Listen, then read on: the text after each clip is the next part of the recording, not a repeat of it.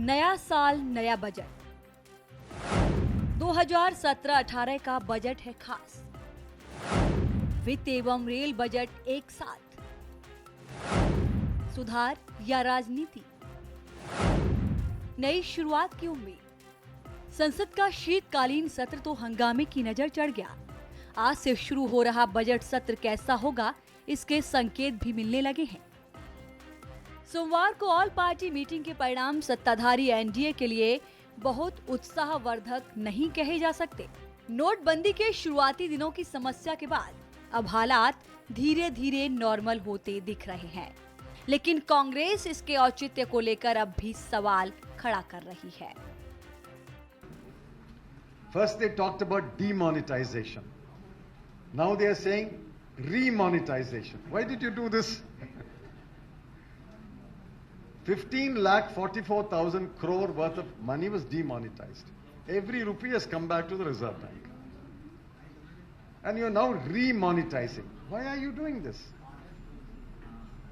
Why should you demonetize and then remonetize? This is not note bandi, this is note badli. You took back the note and giving the old note. Why? Why did you do it? What is the purpose of this exercise? Budget session की पूर्व संध्या पर कांग्रेस ने सरकार की आर्थिक नीति के खिलाफ एक रिपोर्ट जारी कर एनडीए को घेरने की कोशिश की। इस कार्यक्रम को संबोधित करने के लिए पूर्व प्रधानमंत्री मनमोहन सिंह और पूर्व वित्त मंत्री पी चिदम्बरम खुद मौजूद थे। पी चिदम्बरम ने कहा कि देश की अर्थव्यवस्था कमजोर दौर से गुजर रही है। नौकरियां मिलनी बंद हो चुकी हैं। विदेशी निवेश और क्रेडिट ग्रोथ के मामले में सरकार का प्रदर्शन को दयनीय बताते हुए चिदम्बरम ने जीडीपी ग्रोथ के मामले में सरकार के दावों को खारिज कर दिया। उन्होंने कहा कि विकास दर अगले 2 साल में 7% से नीचे रहेगी। See, the assumptions behind the budget are as important as the policies that are enumerated. If the budget assumes that the economy will grow, let's say 7 or 7.5 or 8%, that assumption will be plainly wrong.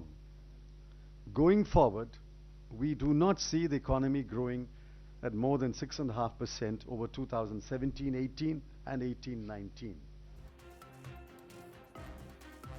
Congress को जवाब देते हुए BJP ने चिदम्बरम और मनमोहन सिंह दोनों को नाकाम economist बताया। केंद्रीय मंत्री वेंकैया नायडू ने कहा कि यूपीए कार्यकाल में देश की आर्थिक स्थिति से हर कोई परिचित है। मनमोहन सिंह जी आर्थिक सलाहकार था, इकोनॉमिक एडवाइजर था। मनमोहन सिंह जी रिजर्व बैंक गवर्नर था। मनमोहन सिंह जी फाइनेंस सेक्रेटरी था। मनमोहन सिंह जी फाइनेंस मिनिस्टर था। मनमोहन सिंह जी प्रधानमंत्री था। और चिदम्बरम जी एक बहुत नॉलेजेबल आदमी, ऐसा कहते हैं लोग। उनका जमाने में इन्फ्लेशन कितना था, उनका जमाने में ग्रोथ रेट कितना था। वाजपेयी जी का जमाने में highest investment lowest inflation. Manmohan Singh ji का जमाने में highest inflation lowest investment. Budget सत्र में इस बार अलग से रेल बजट पेश नहीं किया जाएगा। आम बजट 2017-18 के साथ ही इसमें रेल बजट भी शामिल होगा। माना जा रहा है कि रेलवे में सुधार संबंधी दौर की शुरुआत होगी, लेकिन रेलवे संचालन, वित्तीय पुनर्गठन और इसकी स्वायत्तता का स्वरूप क्या होगा, इसकी जानकारी बजट के बाद ही मिल सकेगी। कांग्रेस का कहना है कि सरकार के दावों और हकीकत में जमीन आसमान का अंतर है। When we come to railways, instead of investing significantly in safety, we are seeing talks about bullet trains, etc. And the sad reality is an extraordinarily large number of derailments that have taken place and cost people's lives this very year, one of the highest on record. This is a result of misplaced priorities and not implementing various reports that have been created, Kakodkar Committee and others on railway safety, which are urgently needed to be implemented. Railway और वित्त मंत्रालय के रिश्तों को समझना आसान नहीं है। कंपनी न होने के बावजूद रेलवे सरकार को अपना लाभ देती है, बदले में आम बजट में उसे सहायता मिलती है। और इस कर्ज के ब्याज के रूप में वो वित्त मंत्रालय को अपना लाभांश देती है। ये मदद रेलवे नेटवर्क के विस्तार, आधुनिकीकरण और दूसरे क्षेत्र के लिए दिया जाता है।